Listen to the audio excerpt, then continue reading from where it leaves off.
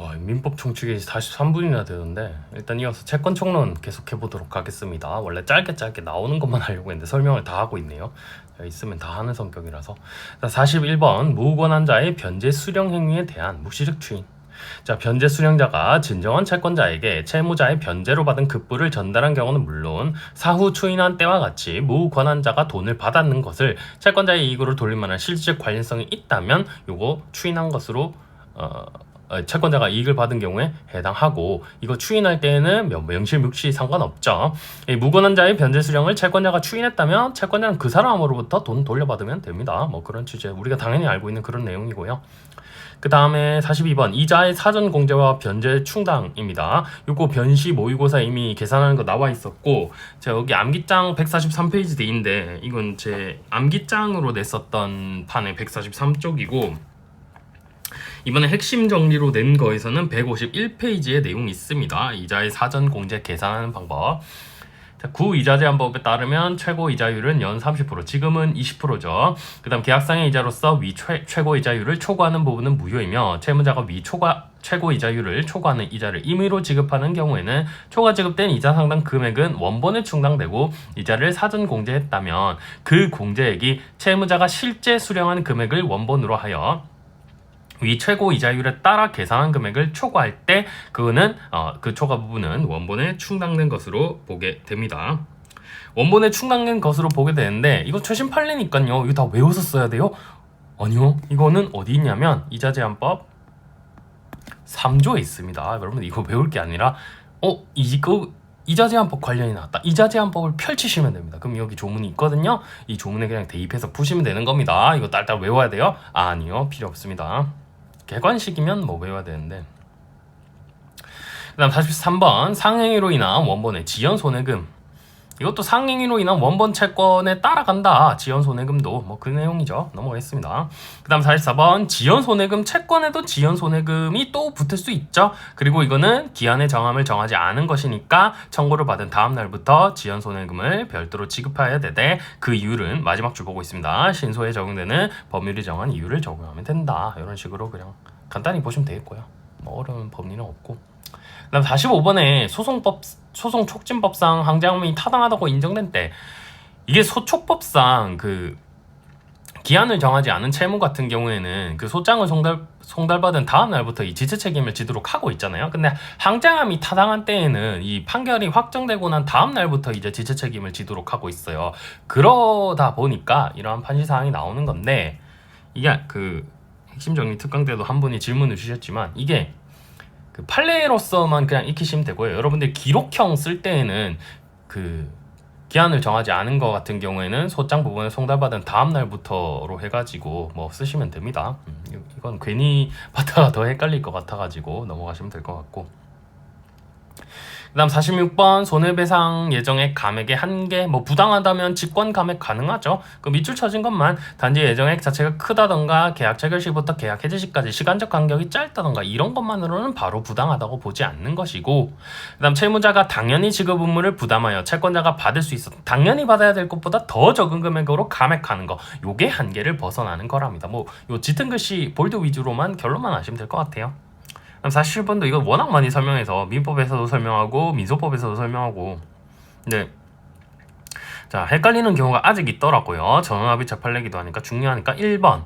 자, 공유물 분할 청구권도 재산권에 관한 겁니다. 그래서 대위권의 목적은 될 수 있어요. 다만 이 판례에선 보전 필요성이 없어서 이제 대위권 행사 필요성이 없어서 안 된다라고 보았습니다. 그리고 마지막에 공유물 분할 청구권을 대위할 수 있느냐. 가령 채권자가요, 여기 D의 채권자라고 해봅시다. 그리고 A, B, C, D가 있다라고 합시다. 자, 채권자가 받을 돈이 2억이라고 해볼까요? 어쨌든 받을 돈이 있으니까 D로부터 내가 뭐 대위에서 행사할 수 있는 게 뭐가 있지? 보니까 재산이 여기 이 토지에 대한 공유 지분밖에 없는 거예요. 4분의 1 지분씩 다 가지고 있다라고 칩시다. 그럼 토지 가치가 4억이니까 D가 이제 가진 지분의 가치는 사실 1억이죠. 이걸로 못 받습니다. 이걸로 못 받는데 이걸로 당장 근저당권이 2억이 설정되어 있다면 1억을 못 받는데, 자, 채권자가 생각을 하기를, 자, 일단 4억이 있고요, 근저당이 2억이 있다라고 했죠. 이거를 만약에 그대로 뒤에 지분에 관해서만 경매를 실행시킨다라고 하면 어떻게 되죠? 그럼 4억에서 뒤에 지분인 1억에 대해서 경매가 이루어진 거고, 이 1억은 어디로 갈까요? 채권자가 못 받죠? 근저당권이 2억이 있기 때문에 근저당권자가 받습니다. 근데 이거를 만약에 공유물 분할을 먼저 하고, 1번 공유물 분할, 이걸 먼저 한다라고 해볼까요? 하고 이제 자기가 뒤에 재산 집행 이렇게 볼까요? 지금 아이패드를 지금 올려놓고 하다 보니까 글씨가 좀 더러운 점 양해 바랍니다. 그러면은 이 전체에 대해서 공유물 분할 청구 소송이고, 특히 이거는 뭐죠? 대금 분할을 해야겠죠. 돈으로 다 바꿔야 됩니다. 그래야 뭐 뒤에 떨어지는 게 있을 거니까. 자, 4억에 대해서, 이 토지 가액 4억에 대해서 전부 다 이제 경매에 붙여졌으니까 토지 가액인 4억만큼 받겠죠. 그 다음에 근저당권자 2억을 먼저 받아가겠죠. 그럼 남은 거 얼마죠? 2억입니다. 그리고 4분의 1 지분씩 곱하면, 원래 채권자는 아무것도 못 받아가는 놈이었는데 5천만 원을 받아갈 수 있게 됐습니다. 이러면 공유물 분할 청구권을 대위행사하면 남을 것이 있습니다. 옛날 판례는요, 이렇게 남을 것이 있는 경우에는 공유물 분할 청구권을 대위행사할 수 있다고 했습니다. 근데 지금 이게 뭐죠? 전원합의체 판례죠. 전압이기 때문에 여기서 이제 남을 가망성이 있는 경우에도 안 된다라고 했습니다. 그래서 여기 남을 가망이 있는 경우에도 안 된다. 그러면서 판례가 뭐라고 해요? 지금 제가 여기 뭐 써놨죠? 대금 분할입니다. 공유물 분할에서도 돈이 남는 대금 분할을 해야 되고요. 이러한 특정 분할 방법을 골라야 되므로 공유물 분할의 자유가 일단 침해받게 되고요. 부당한 간섭이 될 우려가 있다. 따라서 이때는 보전 필요성을 인정하지 못한다. 이런 식으로 얘기를 하고 있습니다. 그래서 우리가 원래 대위 소송할 때 보필불대 요건 외우잖아요. 요 최근의 판례, 요 최근도 아닙니다. 옛날에도 사실 있던 건데, 최근에 특히 또 더 보이는 게 부당한 간섭이 될 우려가 있을 때에는 남의 것을 행사할 수 없다라고 합니다. 대위권이라는 게 기본적으로 남의 거를 이렇게 행사할 수 있는 것이죠. 남의 거 행사할 수 있는 거는 안 됩니다. 원칙적으로 권리자가 권리를 행사해야지 남이 권리를 행사하는 건 안 됩니다. 그래서 대위소송은 매우 예외적인 거고, 그래서 민법에서 중요하다라고 했었죠. 여기 뭐 제 책 핵심 정리는 다 있으니까, 민법에도 있고 민소법에도 있으니까 다시 한번 정리를 했고, 그 다음에 2번, 좀 이것도 전압이라서 제가 넣어놨는데 그 하나도 뭐 표시가 안 돼 있죠. 이것도 이제 보전의 필요성이 인정되어야 되고, 이 보전의 필요성은 채무자의 자력 유무와 상관이 있다, 뭐 그러한 우리가 알고 있는 기본 법리 판시입니다. 근데 이게 그 보통 지금도 의사분들이 이제 파업을 하고 있다 보니까 이 피보험자가 보통 치료를 받는 사람이죠. 요양기관이 병원입니다. 병원. 그래서 피보험자가 요양기관에다가 예를 들어서 돈을 지급한 다음에 이 지급한 것에 대해서 보험자에 대해 청구를 하는 건데, 이게 실질적으로 위법한 임의 비급여 진료 행위이기 때문에 돈을 서로 다 토해내야 되는 겁니다. 이때 보험자가 피보험자를 대위해서 이렇게 청구할 수 있느냐인데, 채무자가 자력이 충분하기 때문에 이건 보전 필요성이 인정되지 않는다. 그렇게 본 판례고요. 그 다음 48번, 죽은 자를 대위하여 국가의 토지 소유권 확인을 구한 판례인데, 이거 과거에 있는 판례랑 좀 헷갈리시는 분들이 있던데, 자, 먼저 1번 판시, 대위 소송에서 피대위자인 채무자가 실존 인물이 아니거나 사망한 사람일 경우에는 대위 소송이 부적법하다. 자, A가 제가 누군가를 대위하는데 이게 아이언맨이에요. 아이언맨은 만화 속에서, 영화 속에서는 존재한 사람이죠. 그렇기 때문에 이러한 대위 소송은 적법하지 않고요. 자, 2번, 국가를 상대로 한 토지 소유권 확인 청구가 확인의 이익이 있는 경우, 언제 있었죠? 국가가 그 토지의 소유를 다투고 있거나, 아니면 아무도 다투고 있진 않긴 한데 이 토지에 등기된 사람이 없다, 미등기 상태이다. 그러면 이 친구를 대위해서 국가를 상대로 해서 토지 소유권 확인 청구 할 수 있죠.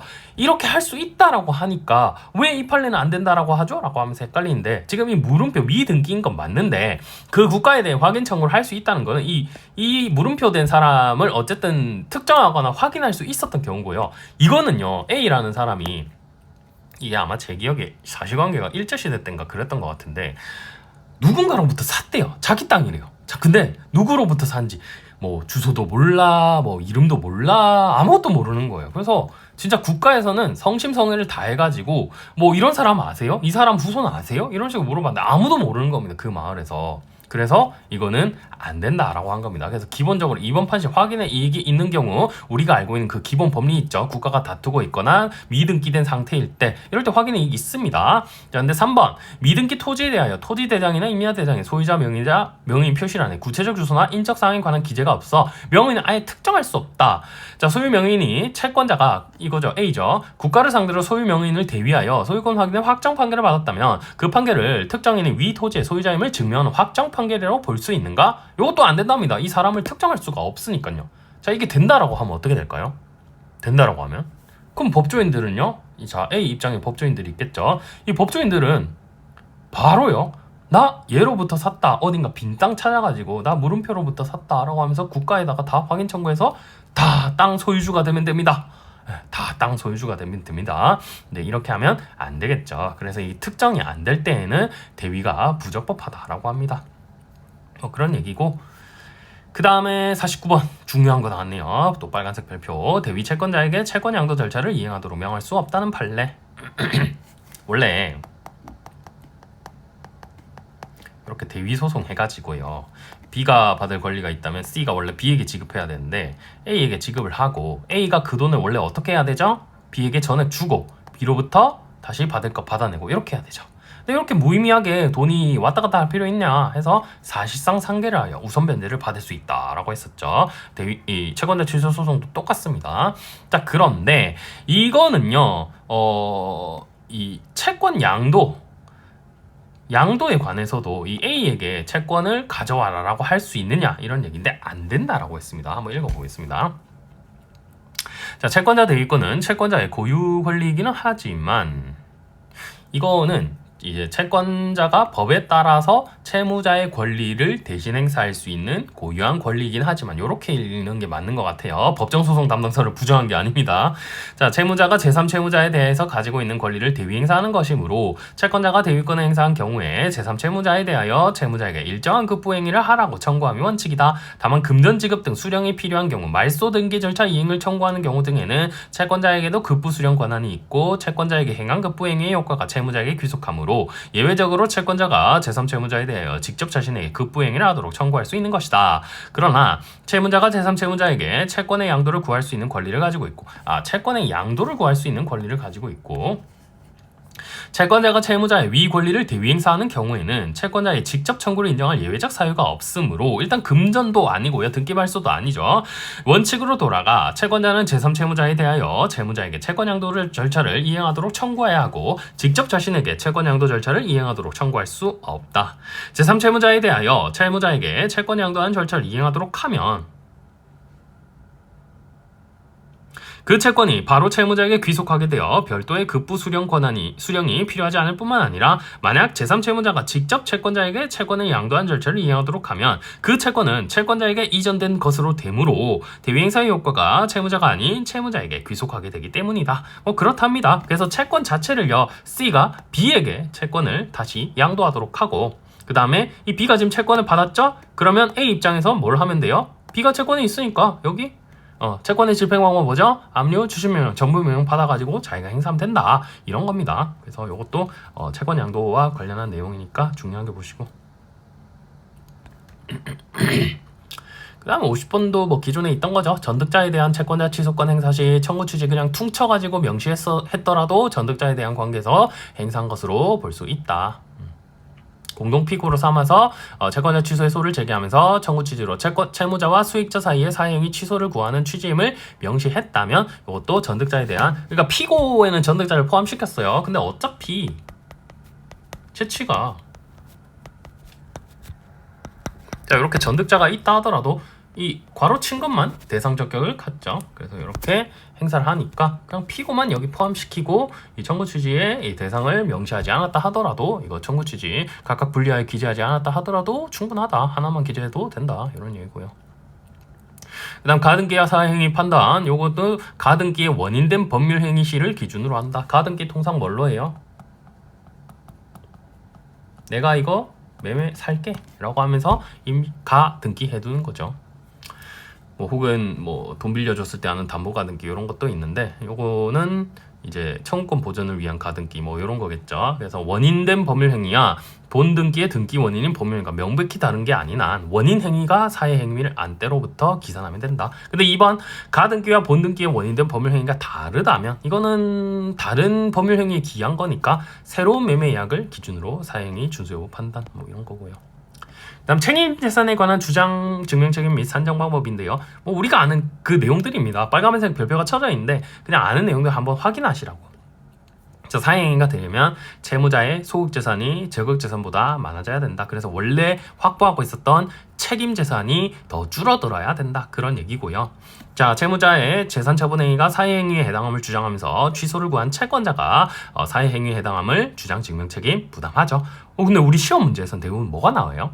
유일한 재산을 처분하는 행위가 나오기 때문에 그때는 사회의사 등 사회행위 등이 추정되기 때문에 요 증명 책임에 관한 게 크게 문제가 안 된 거예요. 근데 원칙은 채권자가 주장 증명 책임 부담하는 것 맞죠? 그런 얘기고. 자, 그 다음 2번. 자, 채무 초과 상태를 유발 또는 심화시킨 경우. 자, 그러면은 소극 재산이 적극 재산보다 많아져야 된다. 그럼 적극 재산에서 소극 재산. 요 침해가 더 많아져야 된다 이건데 이 판례는 좀 이상한 짓을 저질렀어요. 자, 뭐 예를 들어서 알파라는 재산이 있어요. 얘가 적극 재산에는 포함이 안 된다. 어차피 환가되는 재산이 아니다라고 보았습니다. 여기 포함이 안 된다라고 봤거든요. 그래놓고 소극 재산 계산할 때는 이 알파를 넣었어요. 이상하죠? 적극 재산이란 건 모든 걸 가졌는데 거기서 재산이 안 되는 거 여기서 이제 상정해서 빼라는 건데 적극 재산에 안 넣어놓고 소극 재산에 넣었어요. 그럼 이거 어떻게 돼요? 소극 재산에 빠지는 마이너스가 더 커져 버리죠. 그래서 더 책임 재산이 이상하게 줄어드는 결과가 됩니다. 그래서 우리 대법원이 너 왜 이렇게 계산했니? 라고 하면서 적극 재산에서 뺐다면 소극 재산에서도 빼라. 이렇게 판시한 사안입니다. 그래서 좀 특이해서 그렇지 막 엄청 어려운 법리가 있는 건 아닙니다. 그래서 사건 경과 보시면 그 원심의 세 번째 줄에요. 4억 원 부분이 공동담보로서의 역할을 할 수 없는 재산이라고 보아 적극 재산에서는 제외했는데 소극 재산 산정할 때에는 마이너스 채무로 인정했습니다. 왜 이렇게 했니? 라고 한 겁니다. 대법원이. 그래서 결론 위주로 이해하시면 될 것 같고요. 법리는 우리가 아는 거니까 제가 결론 위주로 정리하라고 하는 겁니다. 그 다음 53번 계속적인 물품 공급 계약. 자, 계속적 물품 공급 계약에서 대상이 되는 물품의 등등에 관하여 구체적으로 미리 정하고 있다거나 일정 한도에서 외상으로 물품을 공급할 의무를 규정하고 있지 않은 이상 계속적 물품 공급 계약 그 자체에 기하여 거래 당사자의 채권이 바로 성립하는 것은 아니며 구체적으로 물품 공급을 의뢰하고 물품을 공급하는 별개의 법률관계가 성립하여야만 채권이 성립한다 라고 하고요. 계속적 물품 거래 관계가 존재했던 사정 요거는 기초가 되는 법률관계도 발생하여 있는 게 아니라고 합니다. 그렇대요. 코카콜라 2020년도까지 나에게 지급할 거 매달 얼마 지급할 것 한다고 해서 24년도까지 또 먹을 거 이렇게 안 할 수도 있죠. 여러분들 로스쿨에 다니는 동안에만 3년간 매일 아침에 샐러드 도시락을 지급할 것이라고 한다고 해서 3년 뒤에도 또 할 거죠? 이런 건 아니죠. 이거는 그러니까 생각해보면 당연한 거고요. 그다음 54번 공동근저당권이 설정된 경우 책임재산의 산정 이것도 많이 나온 파트죠. 책임재산을 산정할 때 채무자의 책임재산을 살 때 여기 우선 변제권 있는 공동저당이 이미 설정되어 있었다면 이거 빼고 책임재산을 산정했죠. 보통 채권자는 1번 채권자니까. 그게 만약에 다른 채무자의 부동산이면 이 가액에 비례해서 368조 1항 이거 뭐죠? 공동저당일 때 가액에 비례해서 부동산 가액에 비례해서 이 공동저당액도 부담해야 되죠. 그래서 가액에 비례해서 계산하는데 이게 하나가 물보 소유라는 겁니다. 그럼 물보는 어차피 채무자한테요. 이거 변제자 대위 등 들어오겠죠. 네 채무를 내가 갚았으니까 변제자 대위하겠다. 들어오겠죠. 그냥 구상권 행사하겠고. 이러한 실정이니까 자 이거 끊어진 표시 다음 읽어보겠습니다. 수개 부동산 중 일부는 채무자 소유이고 다른 일부는 물보 소유인 경우에는 물상 보증인이 변제자 대위에 의하여 채무자 소유 부동산에 대하여 근저당권을 행사할 수 있는 지위에 있는 사정 등을 고려할 때 물상 보증인이 채무자에 대하여 구상권을 행사할 수 없는 특별한 사정이 없는 한 이러한 특별한 사정이 없는 한 채무자 소유 부동산에 관한 피담보 채권액은 채권액의 한도에서 피담보 채권액 전액이다. 즉 채무자 소유에서 공동저당의 전액으로 계산해서 빼고 책임재산 계산하면 된다. 그런 겁니다. 기존 법리 그대로입니다. 그 다음에 55번도 막 길게 되어 있는데 제목만 보셔도 될 것 같아요. 자, 채무 초과 상태를 판단할 때 소극재산에 사회행위 자체에 부과된 양도소득세, 지방소득세, 이건 사회행위로 발생한 거죠. 사회행위로 발생한 거니까 이건 당연히 소극재산에 포함되지 아니함입니다. 그렇게 그냥 읽어보시면 되겠고, 고도의 개연성조차 없다. 이렇게 판례가 보고 있고요. 그다음 56번. 그러니까 이게 제가 방금도 봤지만 분량이 많다고 해서 중요한 게 아닙니다. 분량이 많다고 해서 중요한 게 아니고 볼드가 많은 게 중요한 겁니다. 볼드가 많은 게 중요하고, 제가 여기 55번에 볼드 돼 있는 거는 새로운 법리가 아니라 그다음에 현 아직 발생하지 않았지만 기고현일 때에는 이제 채권자 취소권에 피보든 채권 등이 될 수 있는 거니까 그것과 관련한 내용 법리가 여기서도 활용이 되고 있죠. 그 채무도 채무자의 소극재산에 포함된다. 소극재산 계산할 때도 요 기고현이 포함되죠. 그래서 요 법리 보자고 제가 표시를 해둔 거고요. 자체가 막 엄청 중요한 건 아닙니다. 그다음 56번 사회행위 취소에 따른 가액배상과 집행력의 배제. 이것도 뭐 기존 암기장에 주장창 실려있던 거죠. 다른 채권자의 사회행위 취소 청구가 소위 이익이 없게 되는 경우는 완전히 회복을 마친 경우이고, 아직 마치지 않았다면 여전히 반환을 명할 수가 있다. 그 다음 이번 여러 채권자가 사회행위 취소의 소를 제기하면 각자 피보던 채권의 부분만큼 전액 반환을 명해야 된다. 이것도 나왔고, 자, 그 다음 중요한 겁니다. 자, 수개의 가액배상을 명하는 판결이 확정된 경우, 자, A라는 채권자가 있고 갑이라는 채권자가 있고 채무자가 B, 그 다음에 이 수익자 C가 있습니다. 이 A, 갑이 전부 다 이 B의 C에 대한 행위를 사회행위로 취소하고자 할 때 A, B의 피보전 채권액 가지고 전액 승소 판결을 내리면 됩니다. 아직 원상회복이 되지 않았다면 그렇게 승소 판결을 내리면 되고, 그러면 B가 C한테 가진 게 1억 원인데 뭐 A가 B에 대한 게 뭐 8천이고 갑의 B에 대한 게 뭐 8천이다. 그럼 둘이 합치면요, 둘 다 전액 인용하면 1억 6천인데? 근데 B는 지금 1억밖에 없는데? 이거 집행을 저지해야겠죠. 이 집행 저지를 청구이의를 하면 된다. B 입장에서는 집행 저지를 청구이의를 하면 된다. 그래서 이 4번 결 판례 결론 보겠습니다. 원고는 공동담보 가액 중 다액인 9,500만원, 지금 이 다액인 부분 이거는요 그 문제에서 어차피 주어질 겁니다. B가 확보한 액이 얼마인지. 저는 1억이라고 했는데 여기서 9,500이네요. 그 중에서 6천만원, A가 달라고 한 게 6천이라고 생각합시다. 달라고 했고, 자, 6천만 원을 지급했고 A가 나머지 추심 등을 아마 포기했나 뭐 그럴 거예요. 그래서 6천만 원을 지급했고, 그럼 B는 지금 남아있는 게 3,500이죠. 자, 나머지 공동담보 가액인 3,500만 원을 초과한 범위에서만 이중 지급의 위험이 있다. 남은 3,500은 갑에게 주면 되고요. 그 초과하는 부분에 대해서 갑이 지금 8,000인데 3,500밖에 안 남았죠. 4,500에 대해서 청구를 하게 되면 C가 이제 청구이의를 해가지고 집행력 배제를 구하면 된다. 그런 식의 내용입니다. 그래서 이 청구이의, 집행 단계에서는 청구이의로 저지함, 이러한 기본 법리가 설명된 판례였고, 그 다음 57번 명의만 빌려준 자는 진짜로 수익을 한 게 아니니까 수익자가 아님. 제목만 보시면 될 것 같고요. 그 다음 채권자 취소권의 제척기간의 기산점, 이 제척기간 기산점과 관련해서는 자, 이거 보면 국민건강보험법에 따라 설립된 공법인인 국민건강보험공단이 채무자에 대한 채권을 피보전 채권으로 하여 채무자의 법률행위를 대상으로 채권자 취소권을 행사하는 경우, 이거는 피보전 채권의 추심 및 보전 등에 관한 업무를 담당하는 직원의 인식을 기준으로 해서 제척기간을 기산한다. 뭐 우리 아는 그 판례고요. 그 다음 59번도 우리 아는 판례입니다. 24년도 5월달로 돼 있는데 새로운 거 아니죠? 상속재산 분할 협의도 사회행위 취소권 대상이 될 수 있다. 그래서 자, 이미 채무 초과 상태에 있는 채무자가 분할 협의를 하면서 상속분에 관한 권리를 포기함으로써 공동담보가 감소되었다. 그렇다면 이것도 사회행위에 해당한다. 그리고 제가 유의할 거 넣어놨죠. 자, 상속재산 분할 협의하는데 그 협의상 과정에서 상속 포기를 했다면 이거 사회행위 취소됩니다. 근데 분할 협의가 아니라 그냥 상속 포기만 했을 때는요, 사회행위 취소 대상 안 되죠. 이건 뭐였죠? 인적 결단. 그래서 요거는 사회행위 취소 대상이 안 됩니다. 요거 구분하셔야 됩니다. 그 다음 60번. 이거 빨간색 별표 쳐놓긴 했는데 이게 법리적으로 크게 중요한지 모르겠어요. 그래서 중요한가? 아무튼 사회행위 취소에 따른 원물 반환 의무 이행 지체를 이유로 395조 전보 배상을 구할 수 있는지인데요.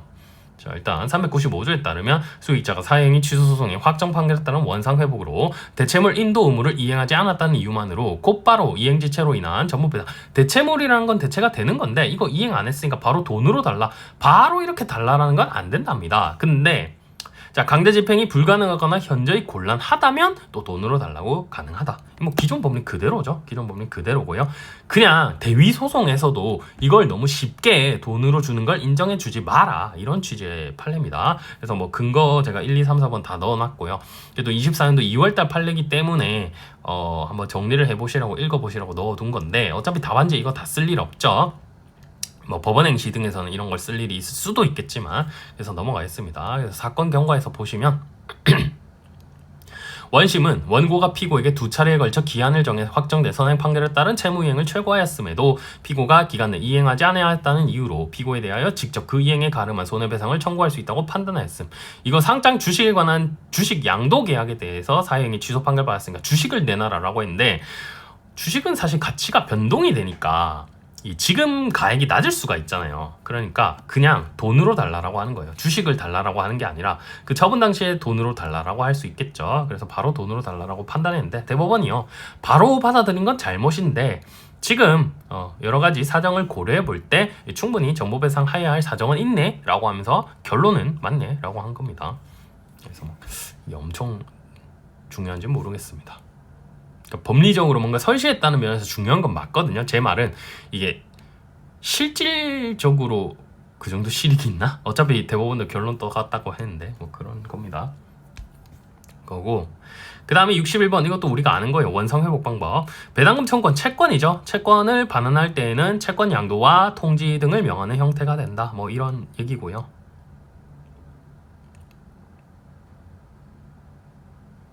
그 다음에 이 2번 판시 같은 경우에 사행 이후죠. 이후 저당권을 취득했기 때문에 이거 공제할 사정 아닙니다. 저당권을 받은 사람이 수익자를 하더라도 마찬가지. 우리가 아는 기본 법리.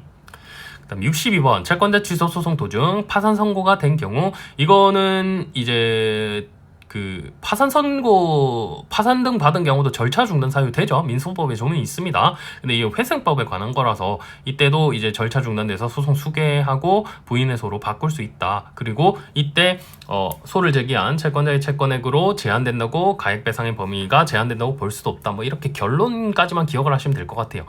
채무자 회생법과 관련된 거니까 사례 나올 것 같지는 않습니다. 63번 연대채무 일부 면제. 이건 중요하죠. 연대채무 일부 면제. 연대채무 같은 경우에는 뭐가 절대적 효력이 있죠? 이 경상 절대적 효력이 있고 면동소 그 부담 부분에 대해서 또 효력이 있죠. 자, 그래서 419조의 면제에는 일부 면제도 포함된다. 연대 채무자 중 1인이 채무 일부를 면제받는 경우 그 연대 채무자가 지급할 잔존 채무액이 자기 부담 부분을 초과하는 경우에는 다른 연대 채무자의 부담 부분이 감소한 것도 아니고 영향 주지 않아서 다른 연대 채무자는 채무 전액을 부담해야 되는데 잔존 채무액이 그 면제받은 연대 채무자의 부담 부분보다 적은 경우에는 다른 채무자도 차액의 범위에서 면제의 절대적 효력이 발생하니까 그만큼 감소하게 된다. 자, 말로 보면 모르겠죠. 그래서 제가 예시 넣어놨습니다.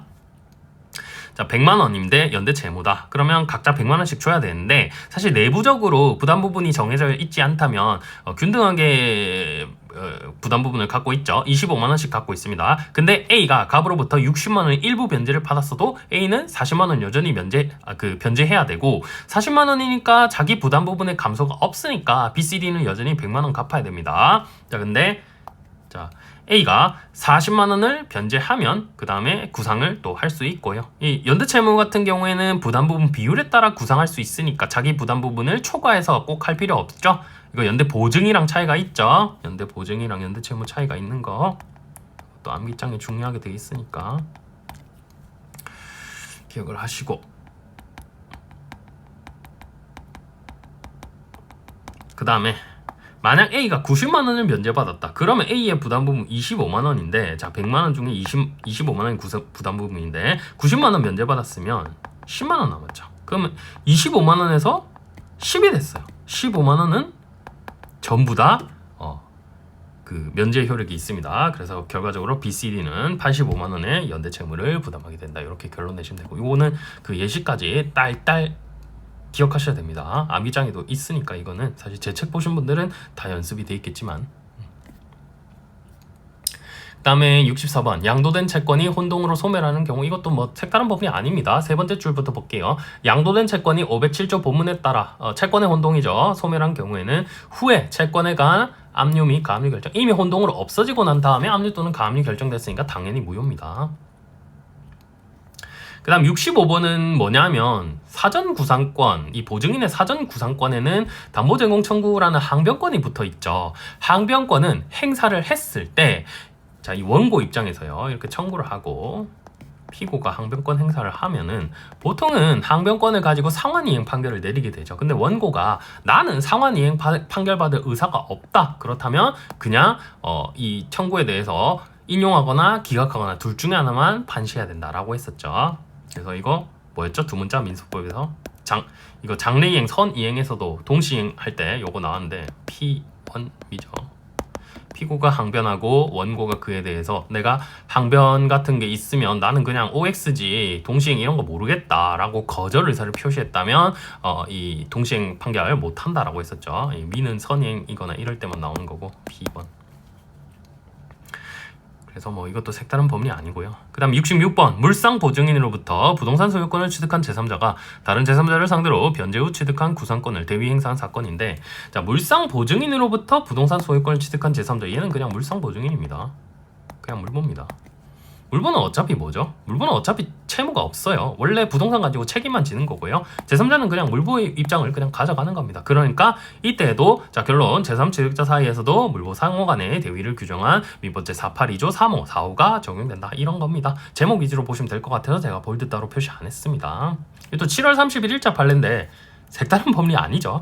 그래서 그냥 보시면 될 것 같고 그 다음에 채권자의 우선 수익권에 대한 보증인의 변제자 대위 자, 민법 482조 2항 4, 5호가 물상보증인 상호간에는 재산가액에 비례하여 부담 부분을 정하도록 하면서 보증인과 물보 사이에는 인원수에 비례하여 평등하게 대위비율 결정. 이거 뭐 우리가 아는 것들이죠. 그 다음 두 번째 문단 법정 대위자 상호간의 관계에 대하여 보증인과 물상보증인 사이 우열을 인정하지 않고 양자 동등하게 취급하고 있다. 그 다음 마지막 문단 이러한 취지에 비추어 채무자인 제3자인 위탁자가 채권자를 우선수익자로 정하여 부동산 담보 신탁을 한 경우에 채권자가 가지는 우선 수익권이 481조, 482조 1항에 의하여 보증채무를 이행한 보증인이 법정 대위할 수 있는 담보에 관한 권리에 해당하더라도 먼저 보증채무를 이행한 보증인이 채권자의 우선수익권에 대하여 아무런 제한 없이 전액에 대하여 변제자 대위를 할 수 없으며 자 먼저 이행했다 상관없습니다. 여기서도 보증인이랑 그 다음에 여기 다른 뒤에도 보증인인가 보네요. 다른 보증인이 있다면 이 경우에는 그 경우에도 각자의 인원수에 비례하여 대위할 수 있다. 이거는 뭐 우선수익자로 정하여 담보신탁을 한 경우에 우선수익권이라 할지라도 똑같다라는 겁니다. 다른 판시 아니고요. 그냥 기존에 있던 법리가 이 우선수익권에도 똑같이 적용된다. 그런 취지의 판례고요. 대위할 때에는 그러니까 사람이 여러 명이면 인원수에 비례해서 대위해야 된다. 그런 내용이고. 그 다음에 상계와 사전구상권 이거 법행에 먼저 출제되었고 그 다음 변호사 시험에도 이미 출제가 됐기 때문에 사실 기본적인 내용만 정리하시면 되겠습니다. 자 구상권의 취득 요건인 채무 변제는 실제로 변제를 하는 건 말하는 거고 면책적 채무 인수는 아직 변제된 건 아닙니다. 뭐 이건 우리가 알고 있는 거고 그 다음 사전구상권이랑 사후구상권은 별개 독립된 권리이기 때문에 우리가 따로따로 검토할 필요가 있었죠. 상계할 때. 그 다음에 3번 사전구상권에는 항변권이 부착되어 있어. 자 상계는요 492조 요건이 뭐였죠? 대립하는 동종채권, 변제기에 있을 거, 상계 허용될 거, 상계작상 현존할 거, 그 다음에 안 되는 거 뭐였죠? 자동채권에 항변권이 붙어 있는 경우 안 되고, 그 다음에 고의 불법행위 채권, 수동채권을 하는 상계 금지되고, 그 다음 압류 있으면 안 되고, 지급 금지 명령, 498조까지. 이렇게 해서 기억하면 되는데 이거 뭐죠? 항변권이 부착돼 있어. 항자부죠. 이때는 상계가 안 된다. 자, 근데 4번 제3채무자가 반대 채권을 가지고 상계하기 위한 요건 요거는 압류 498조와 관련된 건데 압류의 효력 발생 당시에 양채권이 상계적상했거나 반대 채권에 변제가 도래하지 아니한 경우에는 그것이 수동채권의 변제기가 동시에 또는 그보다 먼저 도래해야 된다. 자동채권이 동시에 또는 먼저 도래해야 먼저 도래하게 되면 예외적으로 상계할 수 있다라고 했었죠. 자, 이러한 법리는 이 담보 제공 청구에 항변권이 붙어있는 사정 구상권을 가지고 상계하는 경우에도 똑같이 적용되는데 약간 특이한 게 있습니다. 그래서 5번 상계하기 위한 요건. 자, 압류 효력 발생 당시 사정 구상권에 부착된 담보 제공 청구에 항변권이 소멸하여 사정 구상권과 비압류 채권에 그냥 상계 적상이 있었거나 이거 항자부가 아닌 경우 또는 압류 당시 여전히 항변권이 부착되어 있는 경우에는 제3채무자의 면책행위 등으로 인해 위 항변권을 소멸시켜 상계 사정 구상권을 통한 상계가 가능하게 된 때가 피압류 채권의 변제기보다 뭐다? 먼저입니다. 여긴 동시에 없습니다. 동시에 왜 없죠? 항변권이 붙어 있을 때는 아직 상계 못하니까 일단 없애버리는 게 먼저입니다. 그래서 요게 먼저 도래하여야 된다. 이렇게 좀 구분하셔서 4989일 때 먼저 또는 동시에 그 다음에 이 항자부 걸려 있을 때 요거는 먼저 도래해야 된다. 근데 이건 이미 변시에 나와가지고요. 행시에서나 재출제될 수 있지. 변시에서는 근데 이 기본적으로 알고 있어야 되는 거니까 기억해 둡시다. 그래도.